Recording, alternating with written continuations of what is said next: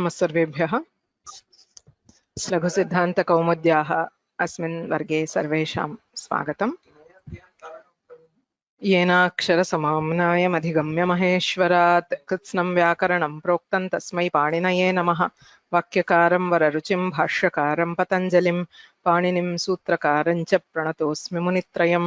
नत्वा सरस्वतीं देवीं शुद्धां गुण्यां करोम्यहं पाणिनीयप्रवेशाय लघुसिद्धान्तकौमुदीम्।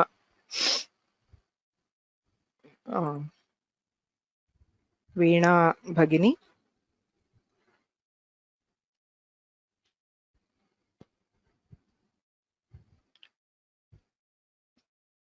येनाक्षरसमाम्नायमधिगम्य महेश्वरात् कृत्स्नं व्याकरणं प्रोक्तं तस्मै पाणिनये नमः। वाक्यकारं वररुचिं भाष्यकारं पतञ्जलिं पाणिनिं सूत्रकारं च प्रणतोऽस्मि मुनित्रयम्। नत्वा सरस्वतीं देवीं शुद्धां गुण्यां करोम्यहं पाणिनीयप्रवेशाय लघुसिद्धान्तकौमुदीम्। अथ माहेश्वर सूत्राणि अ इ उण ऋ लृक् ए ओं ऐ औच् हयवरट् लण् ञमगणनं झबञ् घडधश् जबगडदश् खफ चठत चटतौ कपै शशसर् हल् इति माहेश्वर सूत्राणि। स्थानयत्न विवेकः अकुह विसर्जनीयानां कण्ठः इचु यशानां तालु ऋटुरषाणां मूर्धा लृतुलसानां दन्ताः उपूपद्मानीयानामोष्ठौ ञमगणनानां नासिका च एदैतोः कण्ठतालु ओदौतोः कण्ठोष्ठं वकारस्य दन्तोष्ठं जिह्वामूलीयस्य जिह्वामूलं नासिकानुस्वारस्य यत्नः द्विधा आभ्यन्तरः बाह्यः च आभ्यन्तरप्रयत्नः पञ्चधा स्पृष्ट ईषद्विवृत विवृत संवृत भेदात् तत्र स्पृष्टं प्रयतनं स्पर्शानाम् ईषत् स्पृष्टम् अन्तःस्थानाम् ईषद्विवृतम् ऊष्मणां विवृतं स्वराणां ह्रस्वस्य अवर्णस्य प्रयोगे संवृतं प्रक्रियादशायान्तु विवृतमेव बाह्यप्रयत्नस्तु एकादशधा विवारः संवारः श्वासः नादः घोषः अघोषः अल्पप्राणः महाप्राणः उदात्तः अनुदात्तः स्वरितश्चेति। खरः विवाराः श्वासाः अघोषाश्च हषः संवाराः नादाः घोषाश्च वर्गाणां प्रथम तृतीय पञ्चमाः यणश्च अल्पप्राणाः वर्गाणां द्वितीय चतुर्थौ शलश्च महाप्राणाः कादयो मावसानाः स्पर्शाः यणः अन्तस्थाः शलः ऊष्माणः अचः स्वराः ख ख इति कखाभ्यां प्राक् अर्धविसर्गसदृशः जिह्वामूलीयः प फ इति पफाभ्यां प्राक् अर्धविसर्गसदृशः उपध्मानीयः अम् अह इत्यचः परौ अनुस्वारविसर्गौ। सम्यक् भगिनी, सम्यक् उक्तम्। धन्यवादः। उमा भगिनी। श्रूयते वा भगिनी? नमस्ते। श्रूयते। अस्तु भगिनी, आरम्भं करोमि। श्रूयते खलु? वदतु। स्वरसन्धिप्रकरणं। श्रूयते। स्वरसन्धिप्रकरणम्। इको एणचि एचोयवायावः वान्तो इ प्रत्यये धातोस्तन्निमित्तस्यैव क्षय्यजय्यौ शक्यार्थे क्रय्यस्तदर्थे भय्यप्रवये च छन्दसि एकः पूर्वपरयोः अन्तादिवच्च षत्वतुकोरसिद्धः आद्गुणः वृद्धिरेचि एत्येतत्यूट्सु आटश्च उपसर्गाद्धृतिधातौ वासुप्यापिशलेः औतोंशसोः एङ्गीपररूपम् ओमाङ्गोश्च उस्यपदान्तात् अतो गुणे अव्यक्तानुकरणस्यातितो नाम्रेडितस्यान्तस्य तु वा नित्यमाम्रेडिते डाचि अखः सवर्णे दीर्घः प्रथमयोः पूर्वसवर्णः तस्माच्च सो न पुंसि नादिचि दीर्घाजचि च वाच्छन्दसि अमि पूर्वः सम्प्रसारणाच्च एङ्गः पदान्तादति घसिघसोश्च ऋतवुत् ख्यत्यात् परस्य अतोरोरप्लुतादप्लुते हसि च।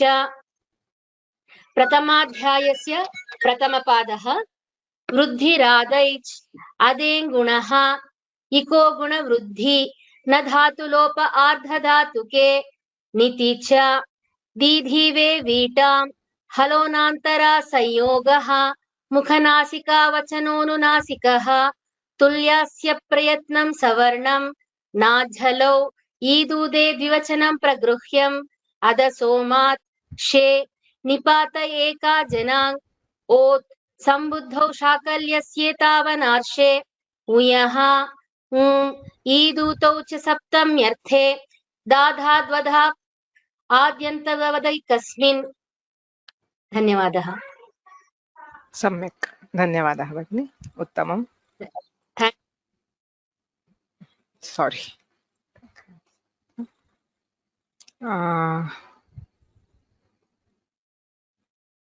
शिवसुब्रह्मण्यं महोदय, शिवसुब्रह्मण्यं महोदय श्रूयते? श्रूयते वा भगिनी? श्रूयते। अष्टमाध्यायस्य चतुर्थपादे अल्सन्धि प्रकरणम् स्तोः ष्टुनाष्टुः न पदान्ताद् तोरना तोहोषि शात् यरो अनुनासिके अनुनासिको वा अचोरहाभ्यां द्वे अनचि च नाधिन्याक्रोशे पुत्रस्य सरोचि त्रिप्रभृदिषु साकटायनस्य सर्वत्र साकल्यस्य दीर्घादाचार्याणां जलां जषि अभ्यासे चर्च खरी च वावसाने अणो अप्रगृह्यस्यानुनासिकः अनुस्वारस्य ययि परसवर्णः वा पतान्दस्य तोर्लि उदस्तास्तम्भो पूर्वस्य जयोहोन्यतरस्यां सश्चोटि हलो यमां यमिलोपः जरो जरिसवर्णे उदात्त अनुदात्तस्य स्वरितः नोदात्तो स्वरितोदयमागार्ग्यकास्यपगालवानाम्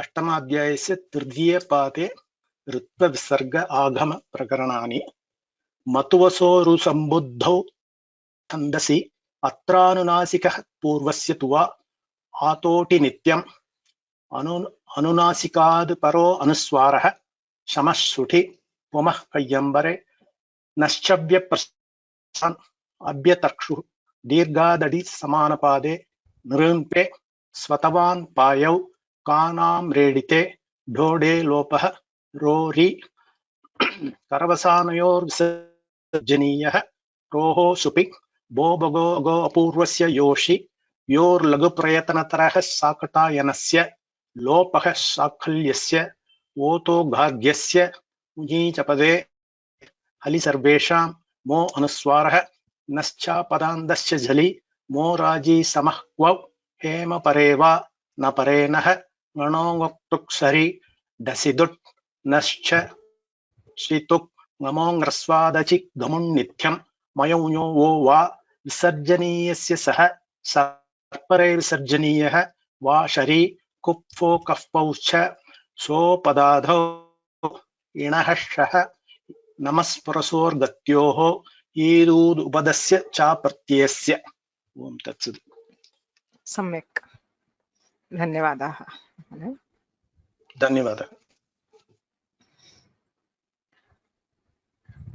एतावता ये मौखिकाभ्यासं वक्तुम् इष्टवन्तः तेषां सर्वेषाम् अवकाशः दत्तः इति भावयामि. So I had made a list of all those who had volunteered to do the Maukhika Abhyasa. I think I have called out all of you. If I have missed anybody by chance, please drop an email. Okay, it's maybe oversight. So यदि पूर्वमेव भवद्भिः प्रार्थितं किन्तु अवकाशः न लब्धः तर्हि कृपया email प्रेषयन्तु.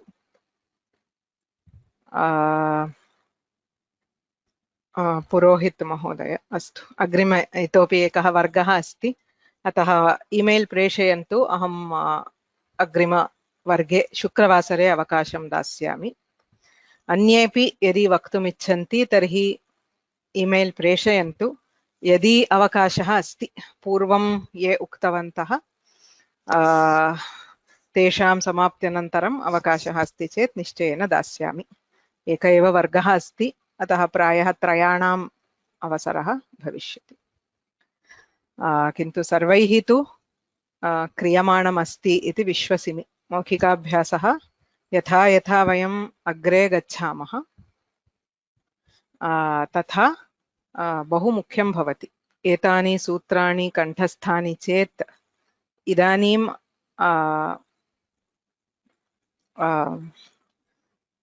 न ज्ञायेत, किन्तु यथा यथा वयम् अग्रे गच्छामः तदा अस्य आनुकूल्यं किम् इति निश्चयेन ज्ञायते.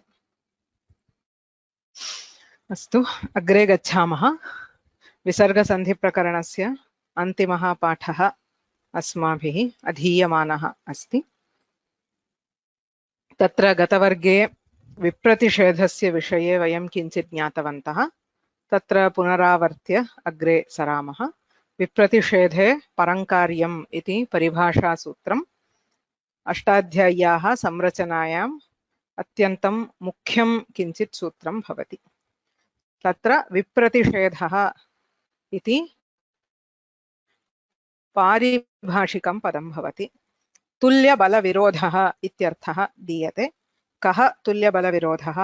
अन्यत्रान्यत्र लब्धावकाशयोः एकत्र प्राप्तिः तुल्यबलविरोधः इत्युच्यते.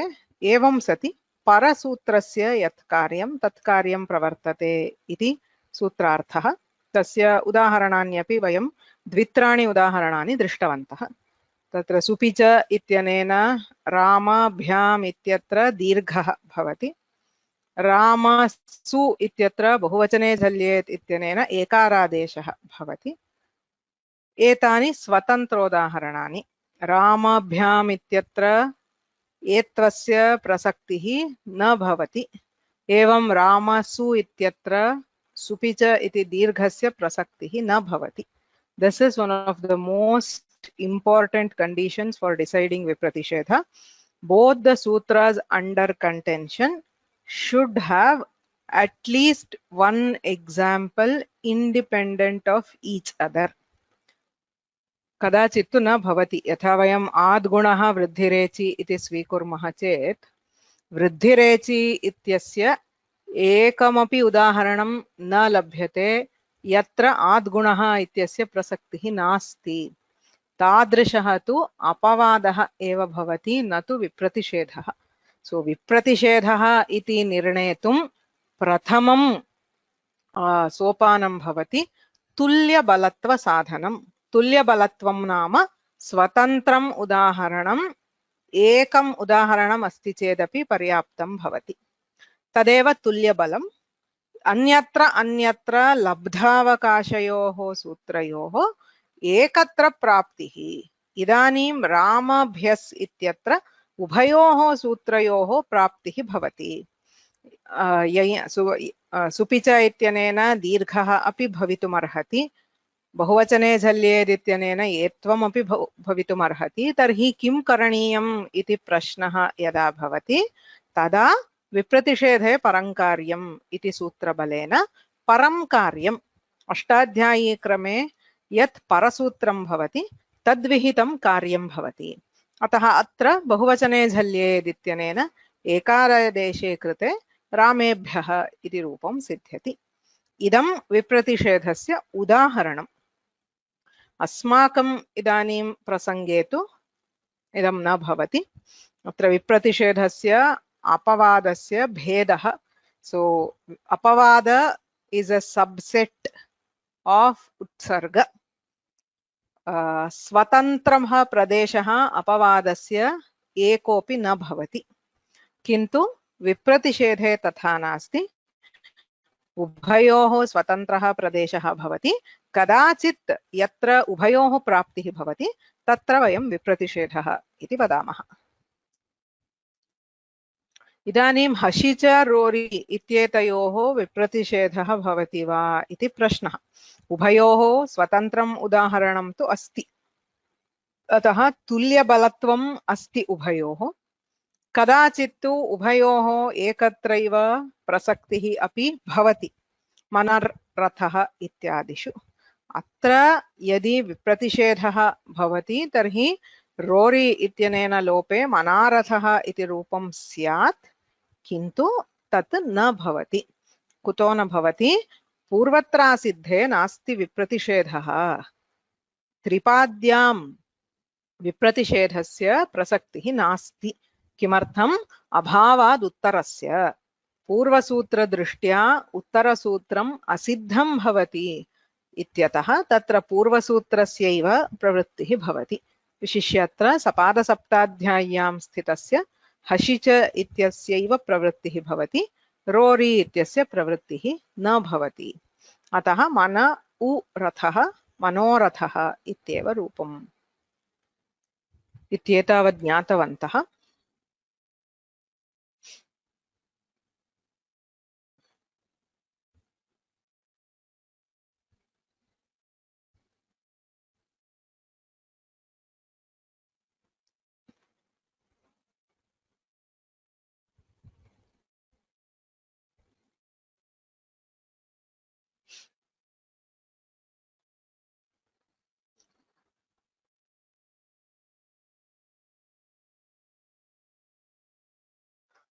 इदानीम् अग्रिमं सूत्रं भवति एतत्तदोः सुलोपः अकोः अनैसमासे हलि। इदमेकं कार्यम् अवशिष्टमस्ति विसर्गसन्धि प्रकरणे। एतत्तदो सुलोपो अकोरनैसमासे हलि इति सूत्रम्। अत्र क्षम्यतां, सूत्रसङ्ख्या अत्र 6.1.132 अष्टमाध्यायस्य प्रथमपादे इदं सूत्रमस्ति। एतत्तदोः अको सुलोपः अत्र अस्ति, अकोः अनैसमासे हलि इति पदच्छेदः। एतत्तदोः इत्यत्र षष्ठी द्विवचनं भवति। एतत् तत् तयोः। सो एतद् शब्दस्य तद् शब्दस्य च इत्यर्थः। अकोः इत्यस्ति न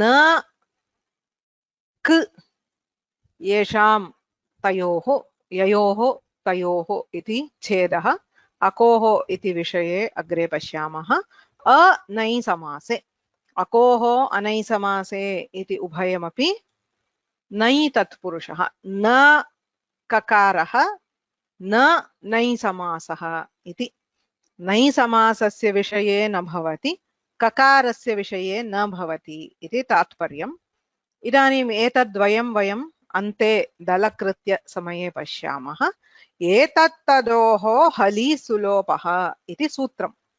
सो एतद् तत् इति शब्दयोः सुलोपः भवति। सु इत्यस्य लोपः भवति। कदा भवति? हलि हलि परे इति सूत्रार्थः। अककारयोः एतत्तदोः यः सुः। अककारयोः इति इदानीं पार्श्वे स्थापयामः। एतत्तदोः एतद् शब्दस्य तद् शब्दस्य च यः सुप्रत्ययः सु इति प्रथमा विभक्तौ एकवचनान्त प्रत्ययः सु औजस् अम् औक्षस् इत्यादि सुप् प्रत्ययाः सन्ति प्रथमा विभक्तौ एकवचने प्रत्ययः भवति सु यः सुः नाम सु इति प्रत्ययः तस्य लोपः भवति कदा भवति हलि परे एतत्तदोः सुप्रत्ययस्य लोपः हलि परे न तु नै समासे इति सूत्रार्थः सम्पूर्णः हलि हल् प्रत्याहारः ज्ञायते अकोः क नाम ककारः यत्र नास्ति तयोः इत्यर्थः अनै समासे नै समासः नास्ति चेत् इत्यर्थः तर्हि कः अर्थः एतद् शब्दस्य तद् शब्दस्य वा सुप्रत्ययः हलि परे तस्य लोपः सुप्रत्ययस्य लोपः भवति इत्यर्थः उदाहरणं पश्यामः एषस् इति भवति तत्र वस्तुतः अत्र किञ्चित् प्रक्रिया ज्ञातव्या एतत् कथं भवति इति ज्ञातुं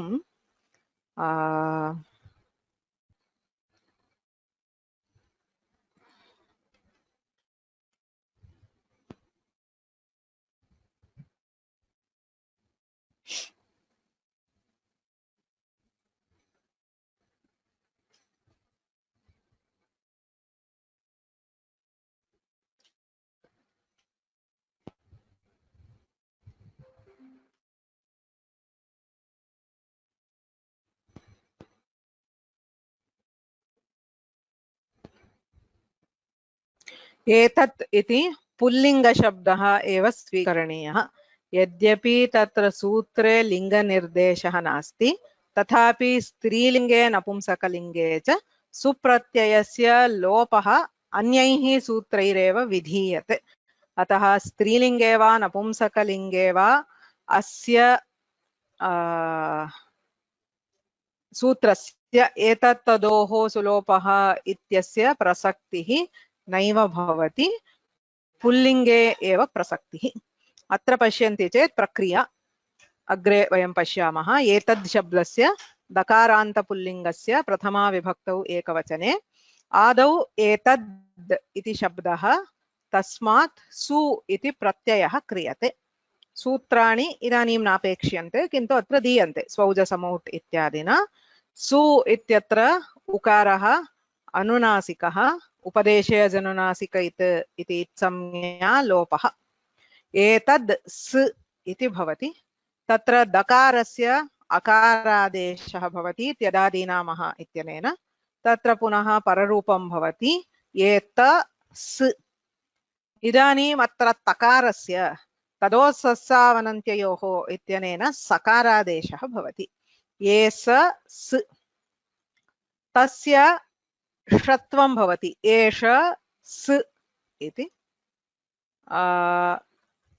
एतत् त्यजामः इदानीम् एतद्वयम् अवसानम् अस्ति चेत् ससजुषोरुः इत्यनेन रुत्वं भवति खरवसानयोर्विसर्जनीयः इत्यनेन विसर्गः भवति एषः इति रूपं सिद्ध्यति इदानीं तु एतत् द्वयं त्यजामः एष स् इत्यस्ति अत्र किं ज्ञातव्यम् अयं स् इति सुप्रत्ययः अस्ति so this sakara is a part of the supratyaya etad shabdasya supratyayah asti तावदेव अधुना ज्ञातव्यम् एषस् अग्रे विष्णुः इत्यस्ति एतद् शब्दस्य सुप्रत्ययः अग्रे हल् वर्णः अस्ति एतत्तदोः सुलोपः हलि अकोः अनै समासे इति त्यजामः अत्र तु नास्ति नै समासः नास्ति ककारः अपि कुत्रापि नास्ति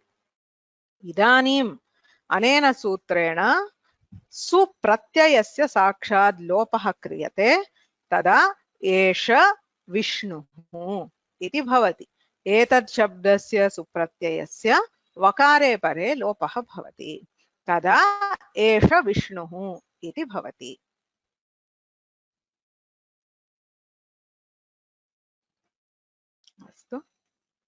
बहुत्र एषस् विष्णुः, तत्र सुलोपे कृते एष विष्णुः।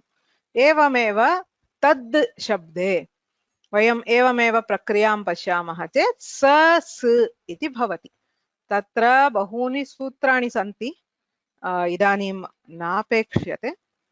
तद् शब्दस्य पुल्लिङ्गं पश्यन्ति चेत् तत्रापि तद् स त स त स तकारस्य स्थाने सकारादेशः स स इत्यस्ति। स स इत्युक्ते तद् शब्दस्य रूपं तत् प्रथमा विभक्तौ एकवचनान्ते सुप्रत्ययः अस्ति। तदेव अत्र दीयते स स प्लस् शम्भुः। तत्र स शम्भुः एतत् तदो सुलोपो अकोरनै समासे हलि इत्यनेन स शम्भुः। विसर्गसन्धेः आरम्भादपि बहुभिः प्रतिवर्गम् अयं सन्धिः पृच्छ्यमानः अस्ति। एषः सः इत्यत्र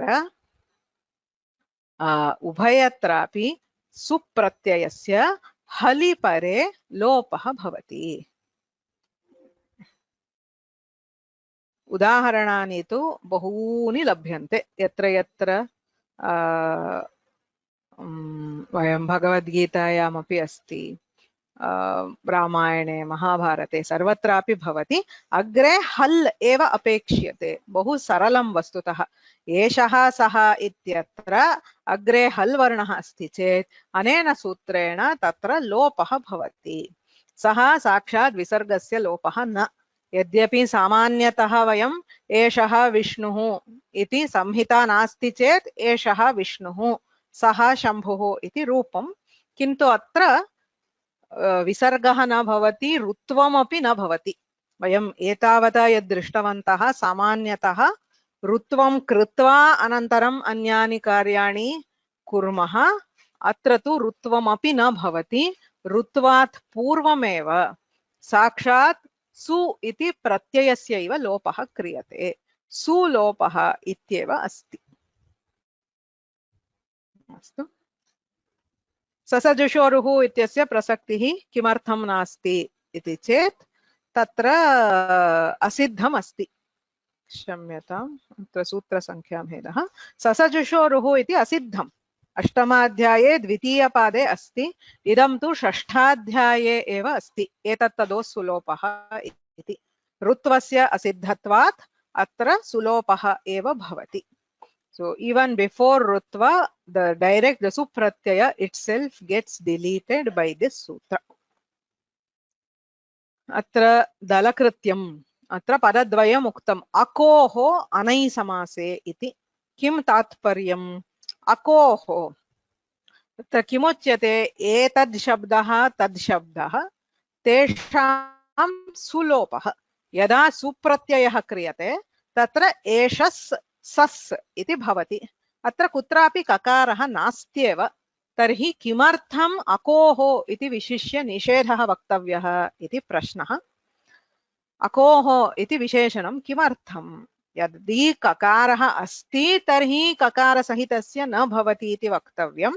ककारः एव न दृश्यते तर्हि किमर्थम् अकोः इत्युच्यते इति प्रश्नः। तत्र एषको रुद्रः इति उदाहरणं दीयते।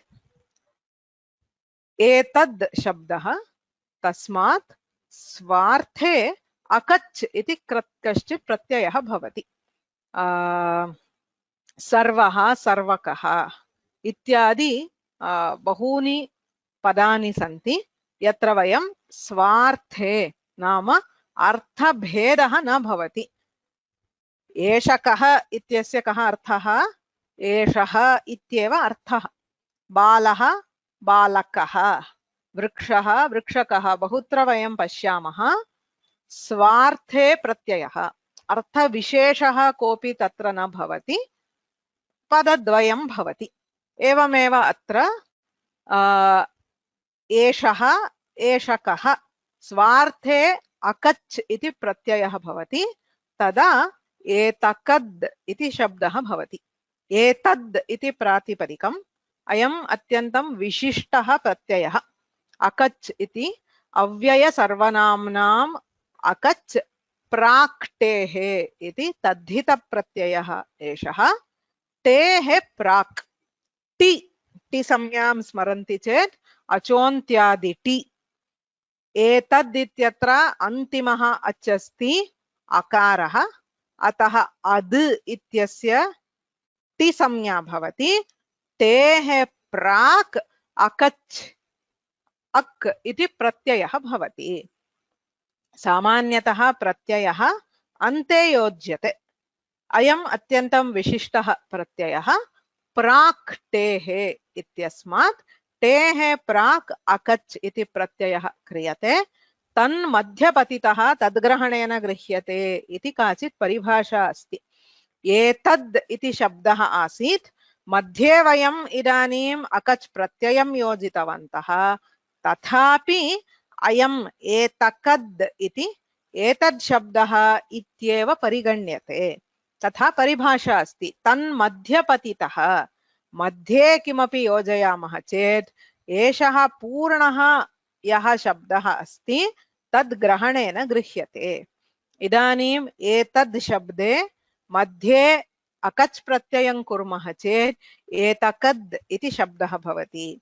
एवमेव तकद्, तद् इत्यत्र मध्ये अकच् प्रत्ययं कुर्मः चेत् तकद् इति प्रत्ययः भवति, तकद् इति प्रातिपदिकं भवति। एतयोः शब्दयोः सुप्रत्ययस्य लोपः न भवति। किमर्थं न भवति? सूत्रे अकोः ककारस्य न, ककाररहितयोरेव लोपः सूत्रेण उच्यते।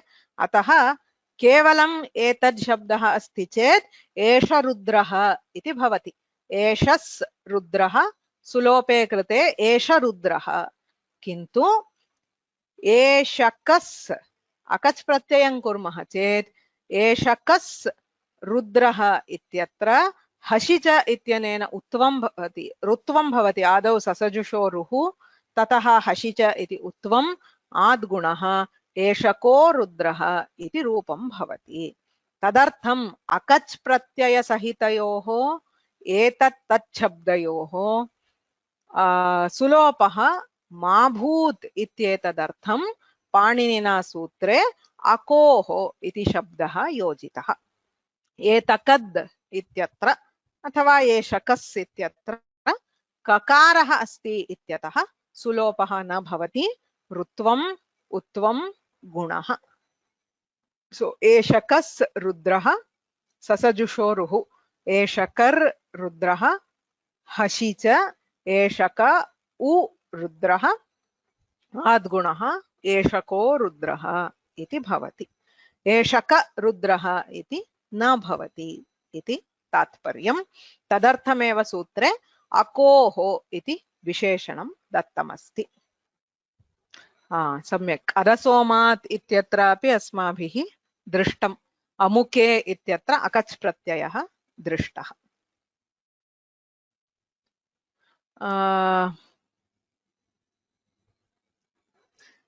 Why is this included in Visarga Sandhi Prakaranam? Because, as I said, all this, why is Visarga Lopa included in Visarga Sandhi Prakaranam? Because Samhita Nasti Chet Tatra Visargaha Bhavati. That is the only reason. Yadi Vayam Siddhanta Kaumudim Pashyamaha Tatra Vastutaha Prakarana Dvayam Asti.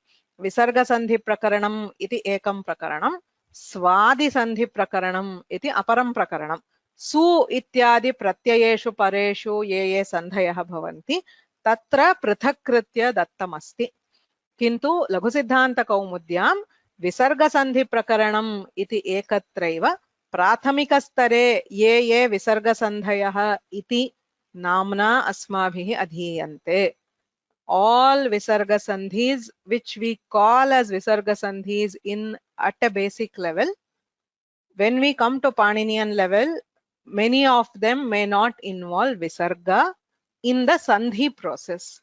But in all of them, if we split Samhita, if we break Samhita, there will be a Visarga. That is why all of them are included under Visarga Sandhi. Yadi vayam samhita bhangam kurmaha, तर्हि तत्र विसर्गः भवति। अत्रापि एष विष्णुः इत्यस्ति, यदि संहिता नास्ति तर्हि तत्र विसर्गः श्रूयते। एषः विष्णुः, सः रुद्रः। विसर्गलोपसन्धौ अपि तथैव।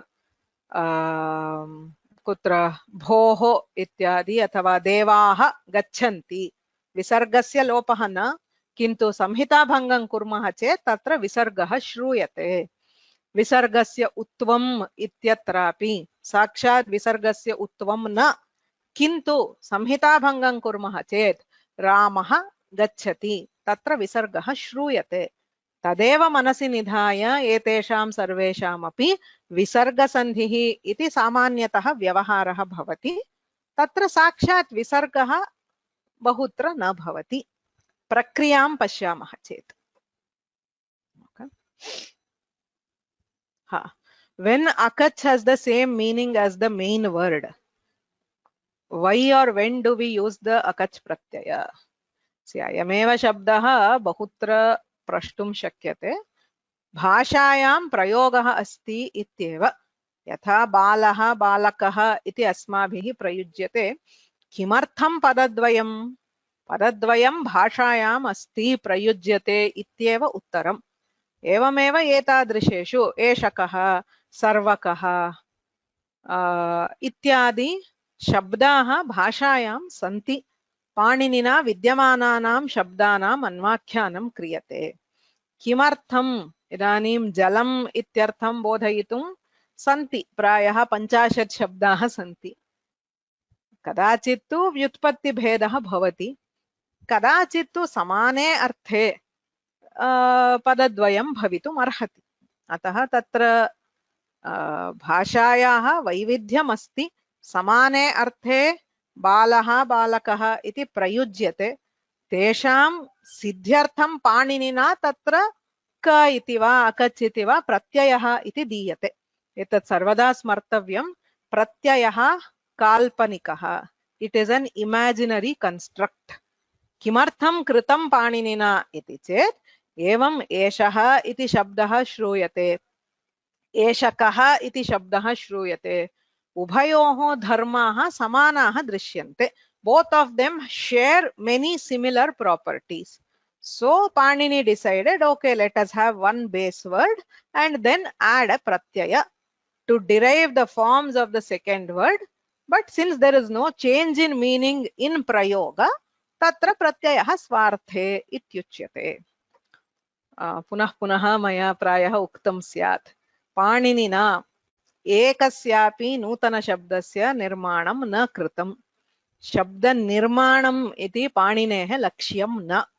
भाषायां ये शब्दाः प्रयुज्यन्ते तेषाम् अन्वाख्यानं, प्रयुक्तानाम् इदम् अन्वाख्यानम् इति व्याकरणशास्त्रस्य फण्डमेण्टल् प्रिन्सिपल्। कुत्रापि भेदः कल्पनीयः इति कारणेन भेदः न कृतः। भाषायां यथा दृश्यते, इदानीं किमर्थम् अत्र लोपः न करणीयः एषकशब्दस्य इति चेत् उत्तरं न भवति। किम् उत्तरं? भाषायां लोपः न श्रूयते। शिष्टप्रयोगः अकच् प्रत्ययः अस्ति चेत् लोपः न भवति, केवलशब्दस्य भवति। तत्तु पाणिनिना सूत्ररूपेण दत्तम् इत्येतावदेव। अस्तु,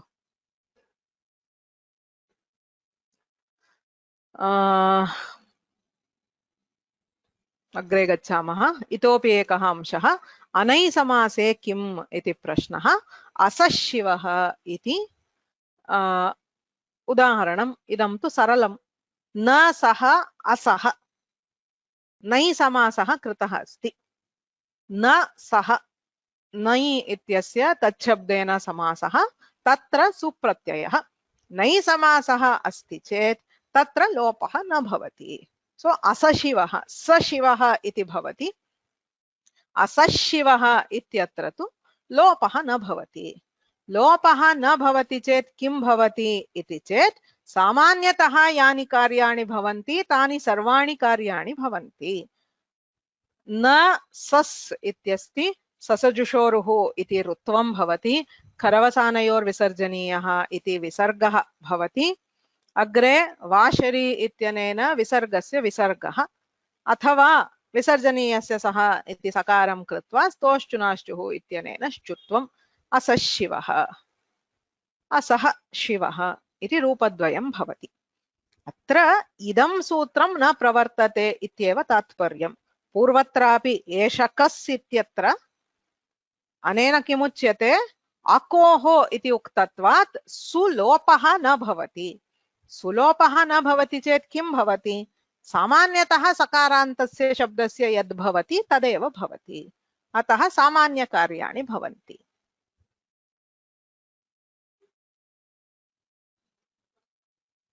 हलि किम्? तृतीयमस्ति हलि परे एव सुलोपः। किमर्थम्? अचि परे तु सुलोपः न भवति। एतद् सु अत्र एषः अत्र इत्यस्ति। तत्र किं भवति? एषस् अत्र तत्र ससजुषोरुः इत्यनेन रुत्वं भवति। अतोरोरप्लुतादप्लुते इति उत्वम् आद्गुणः एङः पदान्तादति एषोऽत्र। यथा रामः अत्र रामोऽत्र एवम् एषः अत्र एषोऽत्र। एषस् सुलोपः हलि परे एव भवति, अचि परे सुलोपः न भवति। अन्यदपि भवति चेत् इदानीम् एषस् एव इत्यस्ति चेत् तत्र रुत्वं भवति। भो भगो अघो अपूर्वस्य योषि इति यत्वं भवति। तस्य लोपशाकल्यस्य इत्यनेन लोपः भवति।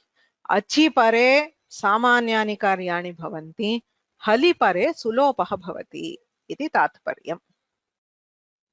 सोऽहम् इत्यत्र सम्यगेव सः अहं तत्रापि लोपः न भवति।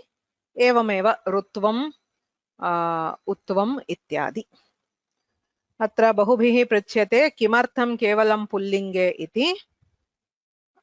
स्त्रीलिङ्गे नपुंसकलिङ्गे च साक्षात् प्रत्ययस्य अन्येन सूत्रेणैव सर्वदा लोपः भवति।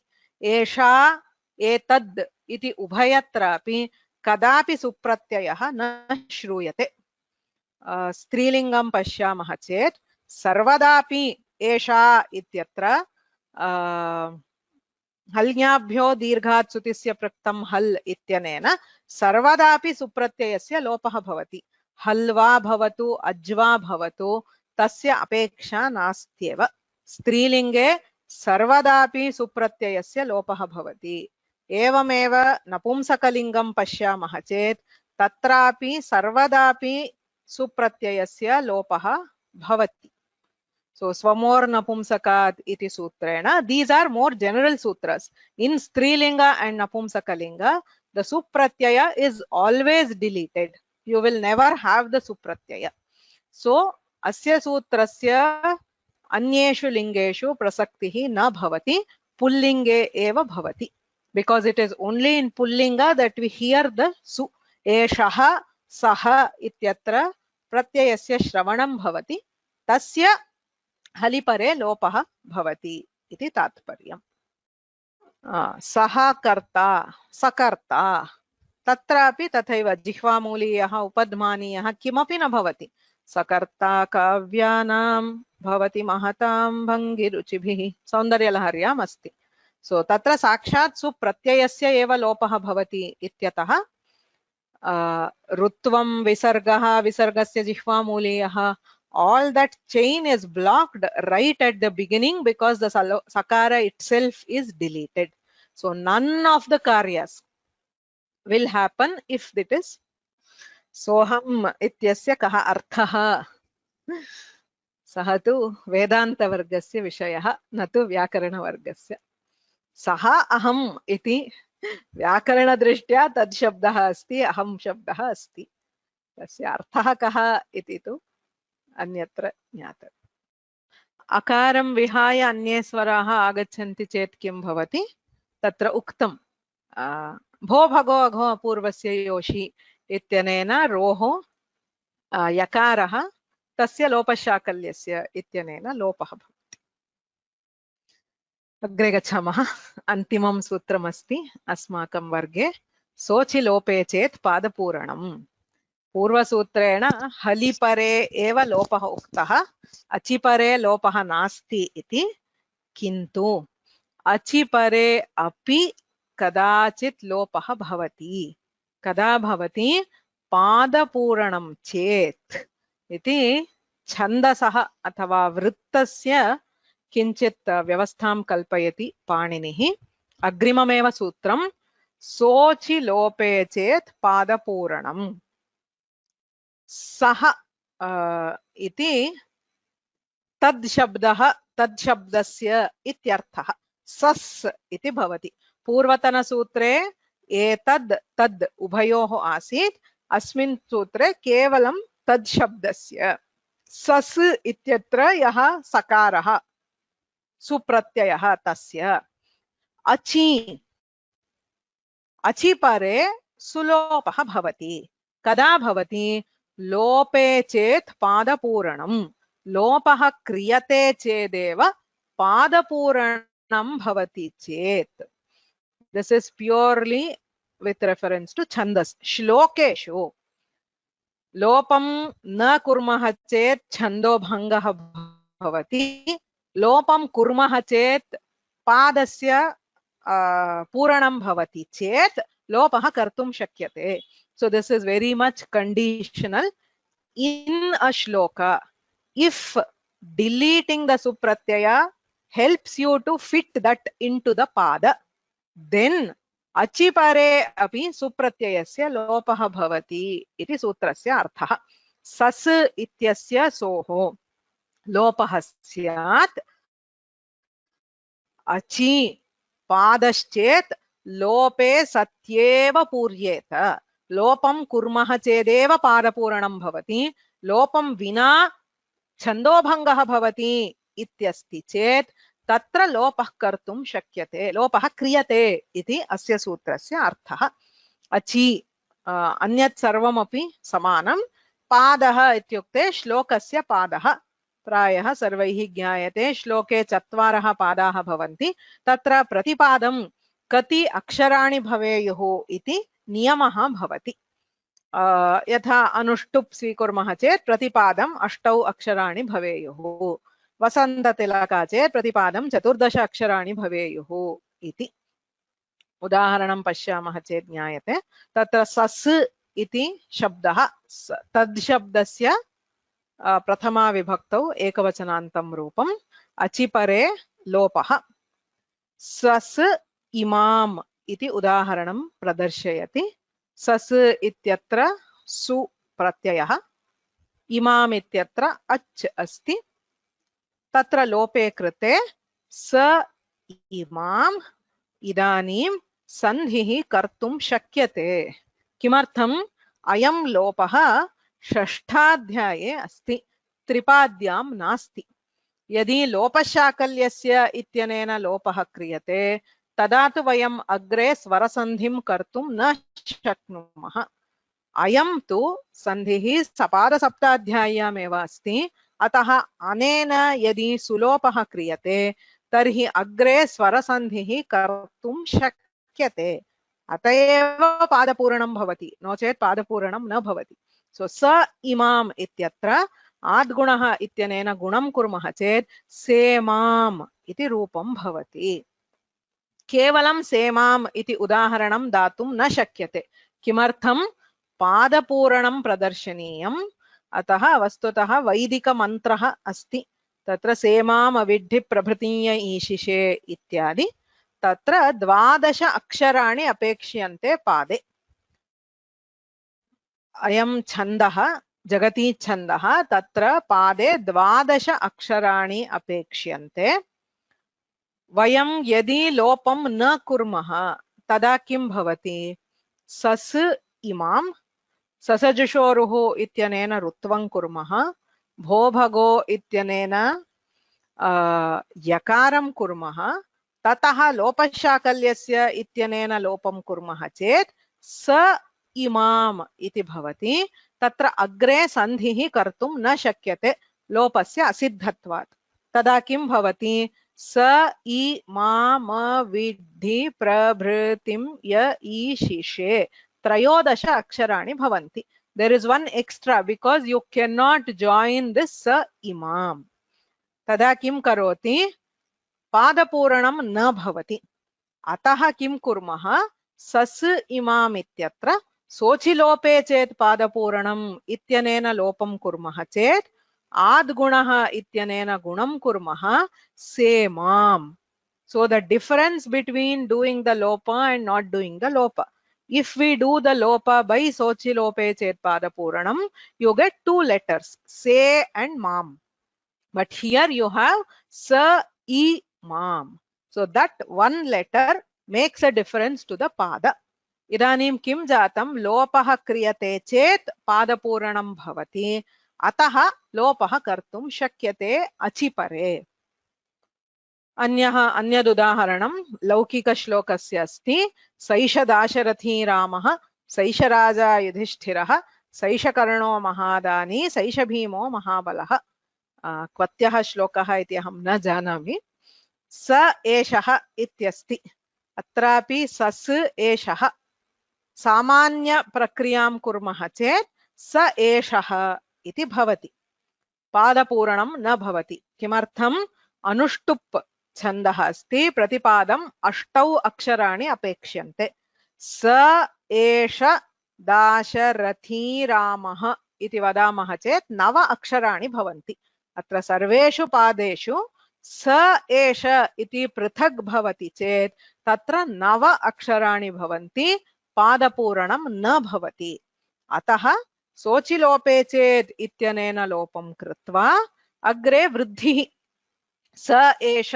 सैष इत्यत्र वृद्धिः क्रियते चेत् अक्षरद्वयं पादपूरणं भवति अतः सोचिलोपे चेत् पादपूरणम् इति श्लोकानां विषये एव प्रयोक्तुं शक्यते यत्र पादपूरणार्थं किञ्चित् लैसेन्स् अपेक्ष्यते अत्र सर्वत्रापि सैष एष स् इत्यत्र सर्वत्रापि पूर्वसूत्रेण एतत्तदोस्सुलोपो अकोरनै समासे हलि इत्यनेन लोपः कृतः सर्वत्र अग्रे हल् वर्णः अस्ति स सस् प्लस् एष इत्यत्र अनेन सूत्रेण लोपः कृतः वृद्धिः अपि कृता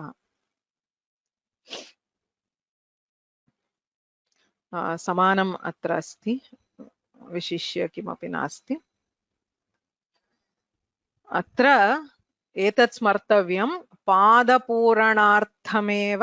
अयं लोपः कर्तुं शक्यते सर्वत्र अचिपरे लोपः कर्तुं न शक्यते उदाहरणं सोऽहमाजन्म शुद्धानाम् इति रघुवंशे श्लोकः अस्ति अत्र सः सस् अहं किं भवति लोपं न कुर्मः चेत् सस् अहं ऋत्वं भवति उत्वं भवति तत्र गुणः पूर्वरूपं सोऽहम् इति अक्षरद्वयं लोपः क्रियते चेत् सस् अहं तत्र साक्षात् सकारस्य लोपं कुर्मः चेत् स अहम् अग्रे सवर्णदीर्घं कुर्मः चेत् साहम् इति भवति अत्र लोपं कुर्मः चेत् पादपूरणं भवति किन्तु लोपं विना अपि पादपूरणं भवति एतादृशस्थले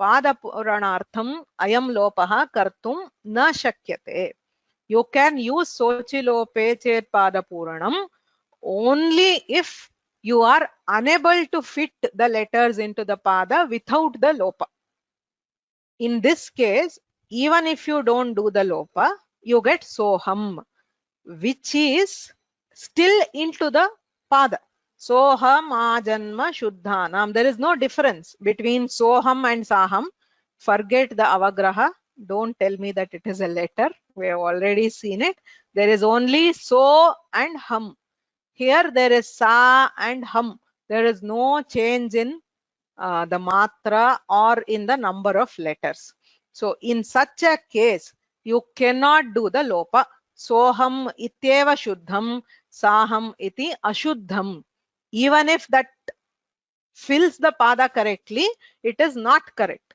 because even without the lopa you are able to fill the pada अपि च स एवायं मया तेद्य योगः प्रोक्तः पुरातनः इति भगवद्गीतायाम् अस्ति। अत्र वस्तुतः लोपं कुर्मः चेत् पादः न पूर्यते।